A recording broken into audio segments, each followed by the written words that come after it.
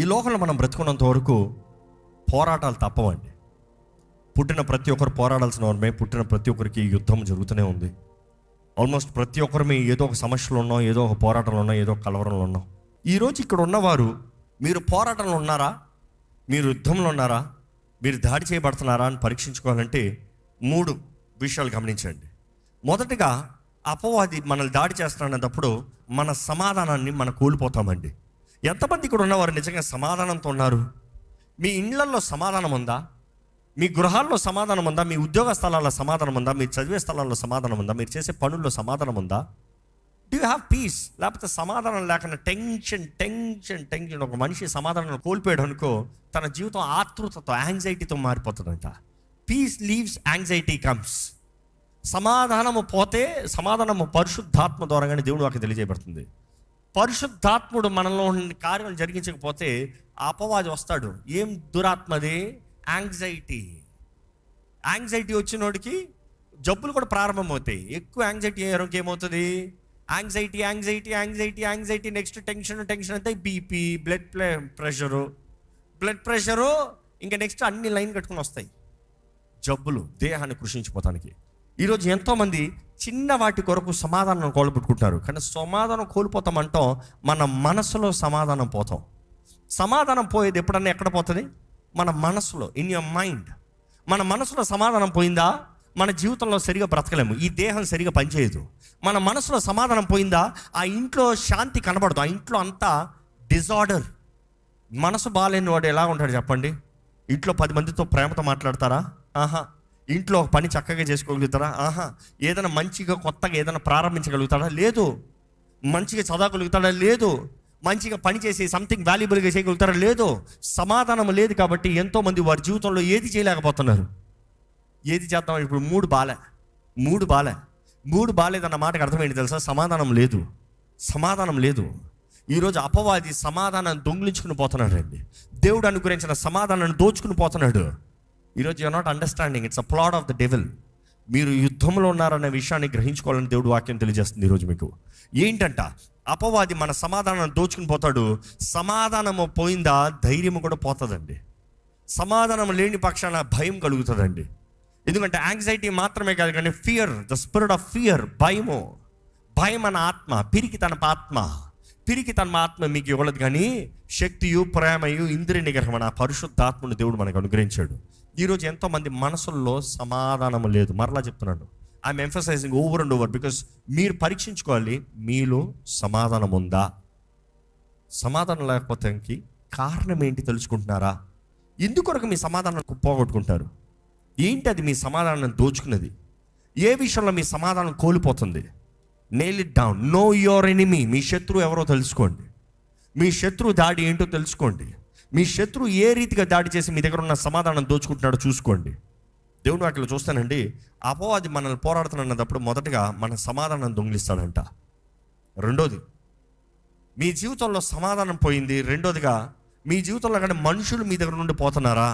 ఒంటరిగా ఉన్నాను నేను, నాకు ఎవరూ లేరు, నా జీవితం ఒంటరిగా ఉంది, నా బాధను పంచుకోవడానికి ఎవరూ లేరు, నన్ను ఆదరిస్తానికి ఎవరూ లేరు, నాకు ప్రేమను చూపిస్తానికి ఎవరూ లేరు. అలాంటి పరిస్థితులు మీరు ఉన్నారంటే మీరు దాడి చేయబడుతున్నారు. అపవాది ముమ్మరంగా మిమ్మల్ని వెళ్తున్నాడు. ఇంకో మాట చెప్తాను, ఈరోజు ఒంటరితనం కేవలం ఫిజికల్గా ఒంటరిగా ఉంటాం కాదు. 10 మంది ఉంటారు ఇంట్లో, భార్య, భర్త, పిల్లలు అందరూ ఉంటారు. కానీ ఎవరితో పంచుకోలేని మనసు, ఎవరితో పంచుకోలేని బ్రతుకు, ఎవరితో నోరిప్పి సమాధానంతో మాట్లాడలేరు, స్వేచ్ఛతో మాట్లాడలేరు, భయంతోనే బ్రతుకున్నారు. అపవాది దాడి చేస్తాడు. జ్ఞాపకం చేసుకోండి. 10 మంది చుట్టూన్న ఒంటరి వ్యక్తిగా అనిపిస్తున్నారంటే అపవాది దాడి చేస్తున్నాడు మిమ్మల్ని. అపవాది ఎప్పుడు దేవుడు అనుగ్రహించిన శక్తిని మన దగ్గర నుంచి తీసివేయాలని ఆశపడతాడండి. ఎందుకంటే దేవుడు నాకు తెలియజేస్తుంది. ప్రసంగి గ్రంథంలో చూస్తాం కదా, ఒకటిగానే 2 బెటర్ అంట. ఒకటి కష్టాజితంగా 2 బెటర్ అంట. ఒకటి 1000 మందిని తరిపితే 2 ఎంతమంది అంట? 10,000 మంది. ఒకటి 1000 మంది మ్యాక్స్ మన అందరికి కరెక్ట్గానే తెలుసు కదా. 1002 ఎంతమంది అవ్వాలి? 2000 అవ్వాలి. 10,000 ఎలాగా? You see, that is the supernatural power. దేవుడు అంటున్నాడు, మీరు ఐక్యతతో చేరగలిగితే, మీరు ఐక్యతతో ఉండగలిగితే, మీరిద్దరు కలిసి నిలబడగలిగితే. ఈరోజు ఎంతమంది అండి? కనీసం నాకు ఒక్కరు ఉన్నారని చెప్పచ్చు. కనీసం నాకు ఒక్కరున్నారని అర్థం చేసుకునేవారు, కనీసం ఒక్కరున్నారు నా హృదయాన్ని పంచుకోగలిగిన వారు, కనీసం ఒక్కరున్నారు నాతో కలిసి ప్రార్థన చేయగలిగిన వారు, కనీసం ఒక్కరున్నారు నాతో కలిసి దేవుణ్ణి ఆరాధించగలిగిన వారు, చెప్పగలిగిన వారు ఉన్నారా? ఈరోజు ఎంతోమందికి ఒంటరితనం దూరంగా ఏళ్ళబడుతున్నారు. జ్ఞాపకం చేసుకోండి, అపవాది మిమ్మల్ని దాడి చేస్తూ ఉన్నాడు. You are in a fight. మూడోది, అపవాది మిమ్మల్ని దాడి చేస్తున్నాడు సూచన చూసుకోవాలంటే, దేవుని సన్నిధి అంటే ఆశ ఉండదు, ప్రార్థన అంటే ఆశ ఉండదు, దేవుడు అంటే ప్రేమ ఉండదు. ఒకప్పుడు రోషం ఉంటుంది దేవుడు అంటే, ఒకప్పుడు వైరాగ్యం ఉంటుంది దేవుని కొరకు ఏదైనా చేయాలని. ఇప్పుడు దేవుని కొరకు చేయమంటే ఇప్పుడు కాదులే, దేవుడు ప్రార్థన చేసుకోదాంలే. ఒకప్పుడు ప్రార్థనాన్ని సమయం తీసుకునేవారు, ఒకప్పుడు వాక్యం అనే భయభక్తులు కలిగిన వారు. ఇప్పుడైతే ఆ ప్యాషన్, ఆ జీల్ లేదంటే you are under severe attack. జ్ఞాపకం చేసుకోండి, అపవాది మిమ్మల్ని ముమ్మరంగా పోరాడుతున్నాడని జ్ఞాపకం చేసుకోండి. ఎందుకంటే వాడు పోరాడే ప్రతిసారి మీ దగ్గర నుండి ఆ ప్రేమ, దేవుని ఎడల ఉన్న ప్రేమను తీసేస్తాడు. మీకు ఎవరికన్నా నేనేం తప్పు చేశానో అనే తలంపు కలిగితే మీరేం తప్పు చేయలేదు. నేనేం చేశానో అపవాది నన్ను దాడి చేస్తున్నాడు, తప్పు మీది కాదు, తప్పు మీరు చేయలేదు. It is not your fault. అసలు మనం అనుకుంటాం అవ్వ తప్పు చేసింది. అవ్వ తప్పు చేస్తానికి ఎక్కడి నుండి వచ్చాడు శోధకుడు? ఆ యుద్ధం అక్కడ ప్రారంభమైందా? స్త్రీకి సర్పానికి యుద్ధం అక్కడ ప్రారంభమైందా? ఇంకా మాట చెప్పాలంటే మనిషికి సర్పానికి యుద్ధం అక్కడ ప్రారంభమైందా? కాదు. దేవునికి అపవాదికి ఎప్పుడు నుండో యుద్ధమో. ఆ యుద్ధంలో దేవుడు మనుషుణ్ణి తన స్వరూపంలో, తన గుణగణాలు చొప్పున ఆయనకులాగా చేసుకున్నాడంట. దేవుని వాటిలో చూస్తాము, మనుషుడు దేవుని బిడ్డ అంట. ఆదాము దేవుని బిడ్డ అంట. ఆదాము సన్ ఆఫ్ గాడ్, దేవుని బిడ్డ అంట, దేవుని కుమారుడు అంట. అలాంటిది దేవుణ్ణి ఎప్పుడు పోరాడి జయించలేడు అపవాది. ఎప్పటికైనా జయించగలడా? ఎప్పటికీ జయించలేడు. మనం చూస్తాం ప్రకటన 12లో పరలోకంలో యుద్ధం జరిగింది. యుద్ధం జరిగింది అన్నప్పుడు అపవాది వాడి అనుచరులు దేవునికి విరోధంగా లేచారంట. ఏంటి అపవాది ఆశ? నేను దేవుని కన్నా గనుడు కావాలి, దేవుని పైన నా సింహాసనాన్ని వేసుకోవాలి, దేవుని కన్నా నేను గొప్ప, దేవునికి వచ్చే మహిమంతా నాకు రావాలి. See, he desired to be God, never desired to be God. ఈరోజు మనుషుడు కూడా పడిపోయిన ఆదాము స్వభావం కూడా ఏంటి తెలుసా? ఈ ఫలము తిన్న రోజున మీరు దేవునిలాగా అవుతారు. అబ్బా, ఎంత మంచి కోరిక.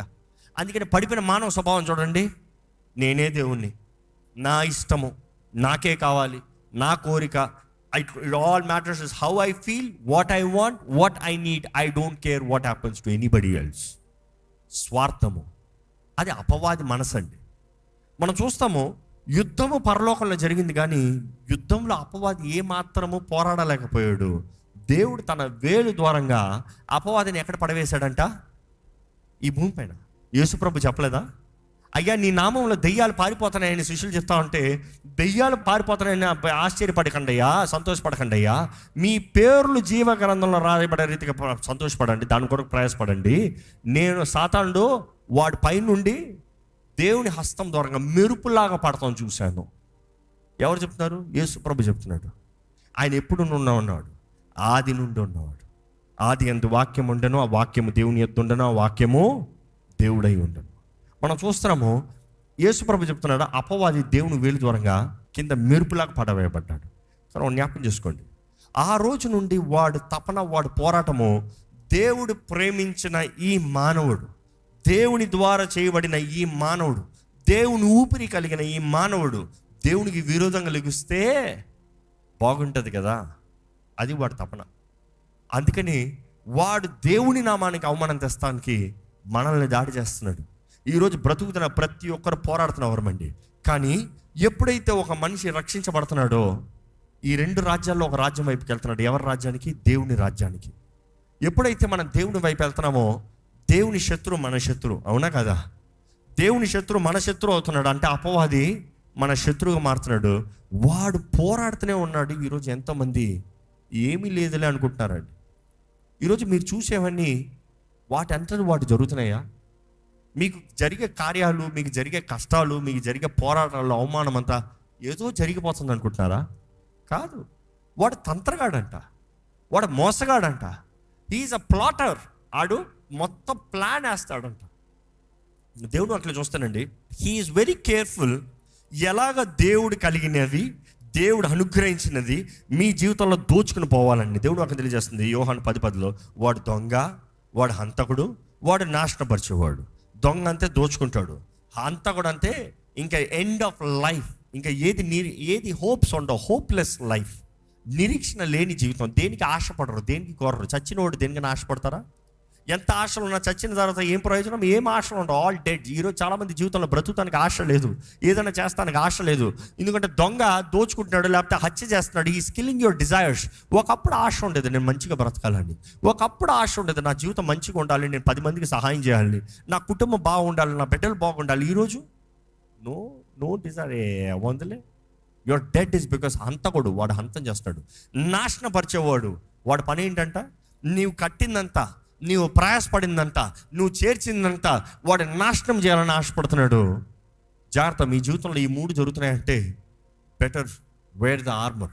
దేవుడి అనుగ్రహించే సర్వాంగ కవచాన్ని ధరించుకుని ధైర్యంగా నిలిచి పోరాడాలని దేవుడు నాకు తెలియజేస్తుంది. ఈరోజు పోరాడకుండా ఏదో వెళ్ళిపోతానంటే ఏమవుతుందండి? రోజుకి జీవితం దారుణంగా తగ్గుతుంది. ఇంకో మాట చెప్పదలుచుకుంటాను. ఎంతోమంది దేవుని నమ్ముకున్నంత మాత్రాన అపవాది పారిపోతారు అనుకుంటున్నారు. అస్సలు పారిపోడు, ఇంకా ఎక్కువ దాడి చేస్తాడు. అవును, ఇది సత్యం. దేవుని నమ్ముకున్నంత మాత్రాన అపవాది విడిచిపడతాను అనుకుంటారు. లేదు. ఇప్పుడు అఫీషియల్ ఎనిమీ. ఇప్పుడు you are an official enemy to him. You have to fight or else he will try to kill you. That simple it is. ఈరోజు మనం అనుకుంటున్నాం దేవుడు యుద్ధం యెహోవాదే అన్నాడు కదా, దేవుడు పోరాడతాడులే, మనం పడుకోదాంలే. లేదు, దేవుడు వాక్యం ఏం తెలియజేయబడుతుంది? రథంలు సిద్ధపరచు, కత్తులను పదును పట్టు, నువ్వు సిద్ధపడు. యుద్ధం యెహోవాదే అంటే జయం యెహోవాదే, ఎవరు దొంగిలించలేరు. కానీ నీవు చేయవలసింది నీవు చెయ్యాలి. నువ్వు వెళ్ళాలి, నీవు పోరాడాలి, నువ్వు నిలబడాలి. అందుకని సర్వాంగ కవచం ధరించుకునేటప్పుడు చెప్పేటప్పుడు ఏమని చెప్తాడు పౌలు?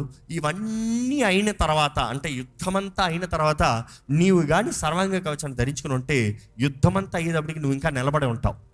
You will still be standing. అన్నీ నీ పక్కన కూలిపోతాయేమో కానీ, అపవాది వాడి తంత్రాలన్నీ అంతా ఎండ్ అవుతుందేమో కానీ you will still be standing. ఈరోజు ఎంతోమంది జీవితంలో నా పరిస్థితి ఎందుకు అని ప్రశ్నిస్తున్నారండి.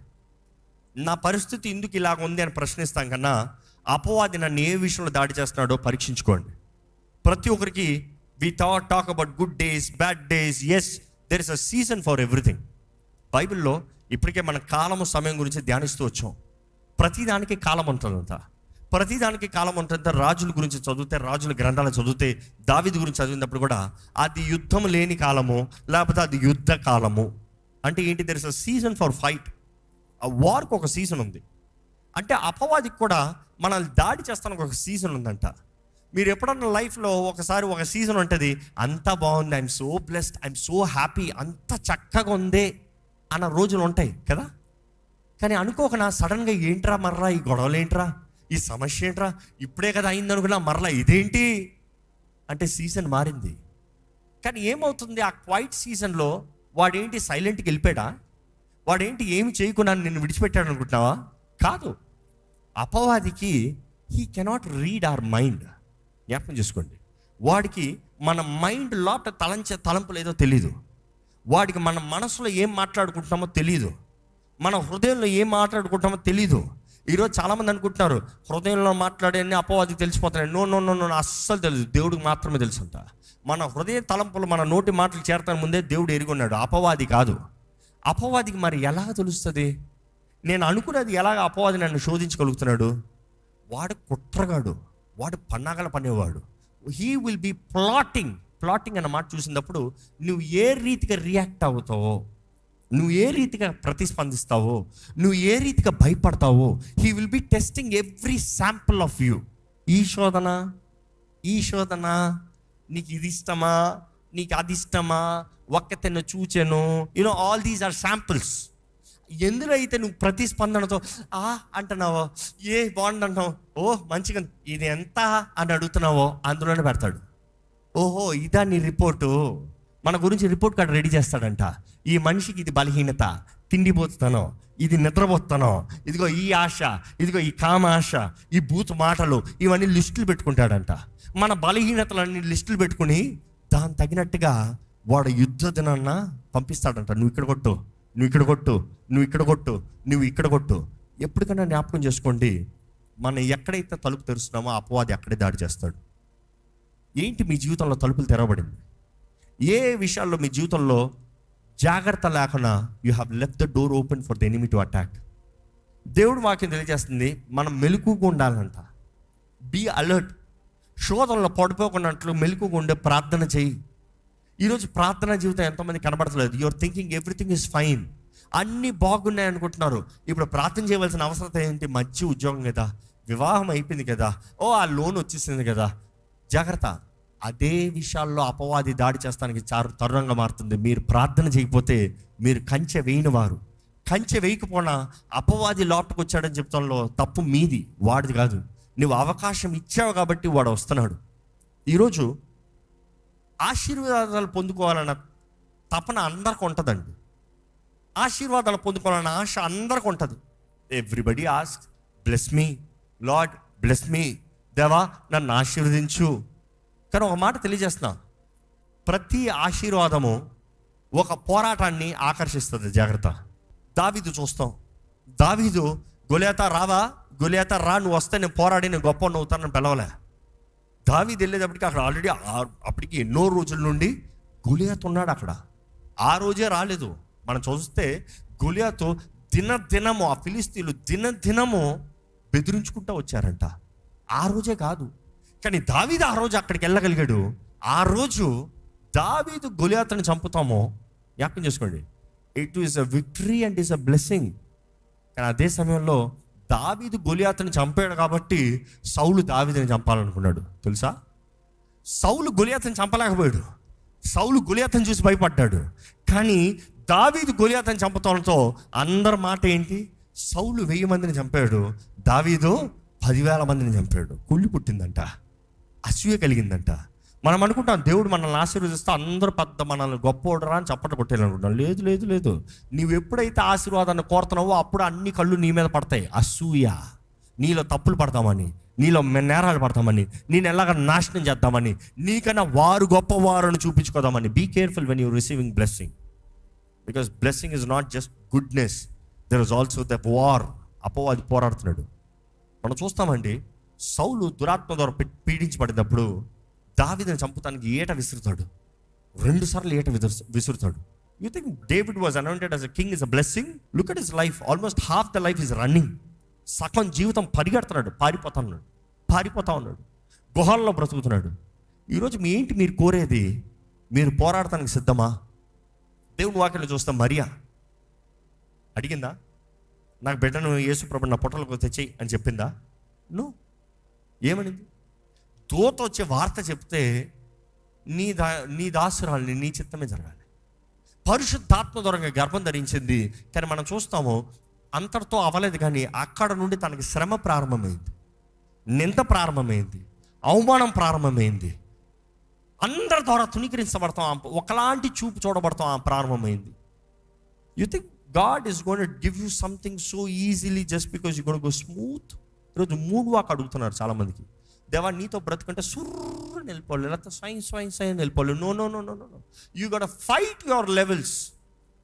ఒక్కొక్క స్థాయిలో పోరాడండి అనేది దేవుని వాక్యం మరలా తెలియజేయబడుతుందండి. దయచేసి స్థలంలోంచి మీరు యుద్ధంలో ఉన్నారని, మీరు పోరాటంలో ఉన్నారని మీరు గ్రహించుకుంటే, ప్రభా నన్ను మొదటిగా నీ చేతులకు అప్పచెప్పుకుంటున్నాను ప్రభా. దేవుని వాక్యం చెప్పేది కూడా అదేనండి. ఒక మనిషికి జయం కావాలంటే, నిజంగా ఒక మనిషి జీవితంలో జయం కనబడాలంటే సబ్మిట్ అంటు గాడ్. మొదటిగా దేవుని సమర్పించుకున్నట్టే యాకోబు పత్రిక 4:7 మొదటిగా దేవుని సమర్పించుకో, సబ్మిట్ అంటు గాడ్. దాని తర్వాత అపవాదాన్ని ఎదిరించాలంట, రెసిస్ట్ ద డెవిల్. అప్పుడు వాడు మీ యొద్ద నుండి పారిపోతాడు. సమర్పించుకోవాల్సింది మీరు, పోరాడాల్సింది మీరు. దేవుడు కూడా ఈరోజు తెలియజేసింది అదే. నీ జీవితంలో నీవు యుద్ధంలో ఉన్నావు, నేను నీకు సర్వాంగ కవచాన్ని ఇస్తున్నా. సర్వాంగ కవచాన్ని నీకు ఇస్తాము, నీవు వాటిని ధరించుకుని నీవు నిలిచి పోరాడాలి. నీవు పోరాడితే నిశ్చయంగా జయమండి. పోరాడకపోతే జయము లేదు, పోరాడితే జయము. ఈరోజు దేవుడిని అడగండి, దేవా నాకు సర్వాంగ కవచాన్ని దయచే ప్రభా. దేవా నువ్వు ఇస్తే సర్వాంగ కవచాన్ని నేను ధరించుకుంటాను ప్రభా. Give me strength lord, give me strength lord, give me victory lord. ఈరోజు దేవుని సన్నిధిలో ఉన్నామా? దేవుని సన్నిధిలో బలపరచబడుతున్నామా? దేవుడు మాట్లాడుతున్నాడని గ్రహించుకుంటున్నామా? వాక్యానుసారంగా జీవిస్తున్నామా? ఈరోజు ఆయన సన్నిధిలోకి వస్తే దేవుడు మనల్ని బలపరిచే దేవుడు అండి. ఆయన సన్నిధి అన్నప్పుడు మనం ప్రార్థన చేయాలి. ఈరోజు దేవుని సన్నిధిని మనం అనుభవిస్తానికి దేవుని ఆత్మ సిద్ధంగా ఉన్నాడు మనల్ని ముడతానికి. కానీ మనసులో ఉన్న ఈ నోటికి బయటికి చెప్పాలి. అపవాదికి మన మనసులో తెలియదు కదా. కానీ నువ్వు ఏమి నమ్ముతున్నావో నువ్వు ప్రకటిస్తే అపవాది మిమ్మల్ని జయించలేడండి. మీరు విశ్వాసంతో పోరాడాలి. casting down imaginations, casting down everything that is against the will of God. దేవుని చిత్తానికి విరోధంగా ఉన్న తలంపులు చెరపట్టాలంట. మన తలంపులను చెరపట్టాలంట. ఏంటి మీ తలంపులు? ఏంటి మీ ఆలోచనలు? ఏంటి అది? అపవాది మీ జీవితంలో, మీ మనసులో విత్తున్న విత్తనాలు. చేదా, పాపమా, కీడా? It is your responsibility. దేవుని అడగండి, ప్రభువా నాకు గ్రహింపు హృదయాన్ని దయచేయ,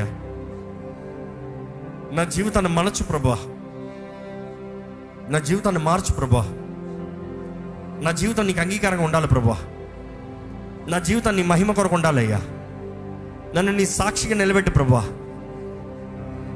అయ్యా నీ ఆత్మ ద్వారా నన్ను బలపరచు. నీ వాక్యాన్ని నేను చదువుతాను ప్రభువా, నీ వాక్యాన్ని నియమాలని ఎరిగి ఉంటాను ప్రభువా. ఆత్మ ఖడ్గమన్న నీ వాక్యం ద్వారా అపవాదిని దాడి చేస్తాను, ఎదిరిస్తానయ్యా, వాడిని లయపరుస్తాను ప్రభా. ఆత్మలో ప్రార్థన చేసే భాగ్యం నాకు దయచే ప్రభా. ఈరోజు సమాధానం లేని, సంతోషం లేని పరిస్థితులు అంటే దేవుని దగ్గర రండి, దేవుని అడగండి, ప్రభా నాకు సమాధానం దయచేయి. కుటుంబంలో సమాధానం లేదా? ఒకరినొకరు క్షమించుకోవాలంట. ఒకరి బలహీనతలు ఒకరితో ఒప్పుకోవాలంట. మన కుటుంబాలు స్వస్థపడాలంటే, మన మనసులు స్వస్థపడాలంటే, మన జీవితం బాగుపడాలంటే ఒకరి బలహీనతలు ఒకరితో ఒప్పుకోవాలంట. మన అందరం బలహీనండి. మన బలపరిచేది క్రీస్తే. ఆయన బలపరచకపోతే మన జీవితంలో జయం ఉండదు. ఎక్కడ మిమ్మల్ని మీరు దేవుని చేతులకు సమర్పించుకోండి.